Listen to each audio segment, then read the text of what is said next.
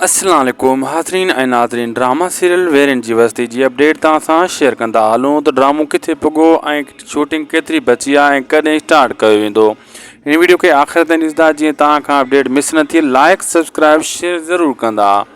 दोस्तों मां तव्हांखे ॿुधाईंदो हलां त जॾहिं खां वठी अज़ीज़ कंबराणी एंट्री हई आहे वेरनि जी वस्ती ड्रामे में त इन खे चाहो अञा वधी वियो आहे। ऑडियंस अञा इन जे बारे में ॾिसणु चाहे थी, पुछणु चाहे थी, अपडेट ॿुधणु चाहे थी त हाणे छा मजू बि इन में आहे। दोस्तों लॻे थो मजू बि बिल्कुलु आहे वेरनि जी वस्ती में, लेकिन अज़ीज़ कंबराणी मजू ऐं उन सां गॾोगॾु ॿिया अदाकार बि एंट्री हणी चुका आहिनि ऐं तव्हांखे ख़बर आहे अहमद अली शेख बि आहे ऐं उन सां गॾु वरी हाजन तिवणो साहब सजावल आहे ऐं इहे सभु बहितरीनु वॾा वॾा अदाकार आहिनि। ऐं मजू ऐं अज़ीज़ कंबराणी जी जॾहिं खां एंट्री आहे थी आहे वेरनि वस्ती ड्रामे में तॾहिं खां वठी हीअ ड्रामे खे दोस्तों अञा व्यूअरशिप हिन जी वधी चुकी आहे ऐं माण्हू अञा हिन जे बारे में घणो सर्च करे रहिया आहिनि।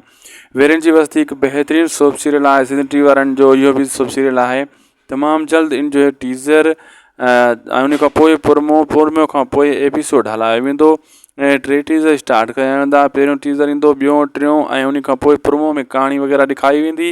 उन खां पोइ दोस्तों इन जो पहिरियों फर्स्ट एपिसोड हलंदो। इन सां गॾु शबाना बि आहे जेका अज़ीज़ कंबराणी सां गॾु यानी उन जो करेक्टर आहे। शबाना तव्हां सुञाणूं था पिया बागुल में हुई जेका बागुल जे नाले सां। असांखे ॾींदा इजाज़त, लाइक सब्सक्राइब शेयर कंदा। अल्लाह हाफ़िज़।